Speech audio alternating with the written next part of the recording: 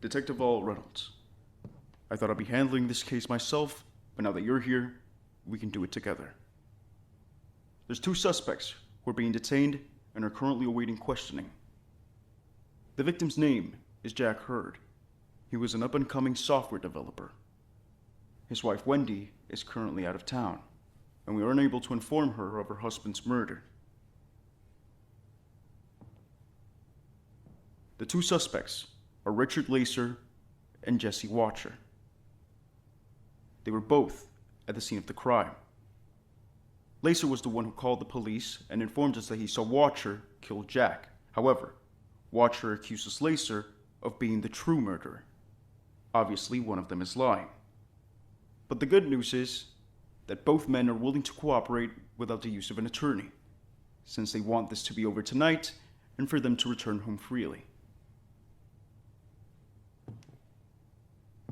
I need you to be observant while questioning the suspects, so we can find out who the real culprit is.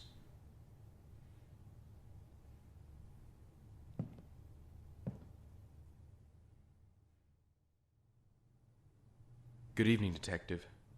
I'm Richard Lacer. I'm willing to cooperate and assist you in any way I can for this case. So tonight I was out and about on a walk. My car is currently in the repair shop, and I didn't feel like paying for an Uber. As I was passing through this neighborhood, I heard screams and loud noises coming from inside this house. I was extremely worried as well. Wendy, Jack's wife, is a very close friend of mine. We went to high school together, and we like to see each other every now and then. I didn't know she was out of town, so I rushed in to check up on her. I have a key to the house and came through the front door. I see Jack collapse to the floor in front of me. I was mortified, so I immediately called 911.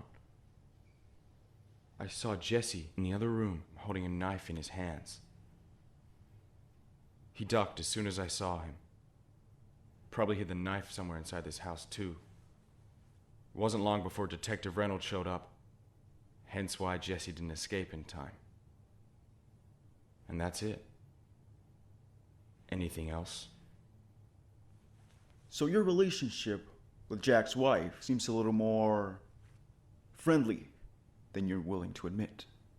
No. I mean, yes, okay, I indeed was having an affair with her, but that had nothing to do with anything relating to Jack. I actually was going to end it respectfully before he found out. So you're saying he didn't find out? I hope not. He had a terrible temper, you see. I can only imagine what he would have done to Wendy if he ever found out. But that doesn't mean I'd kill him. Why would I call the police if I was guilty? Guilty people wouldn't do that. So is that it? Am I done? That will be all for now. Of course. If there's anything else you need help with, I'll be glad to assist you.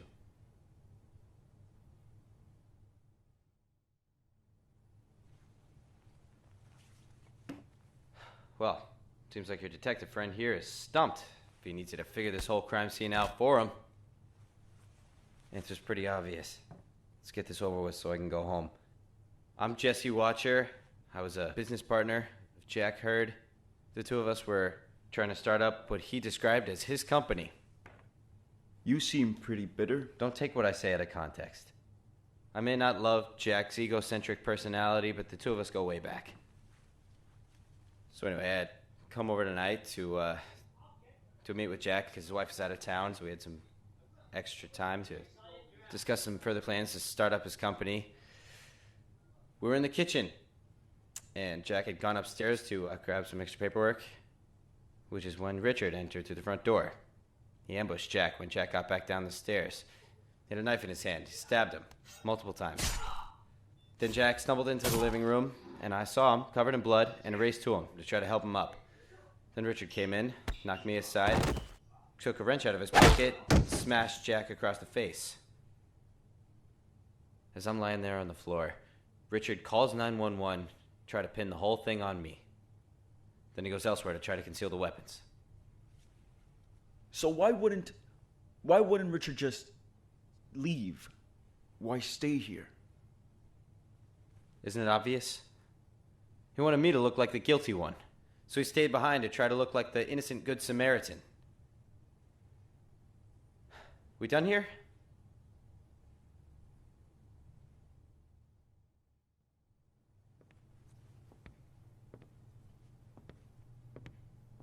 So what do you think? Who did it?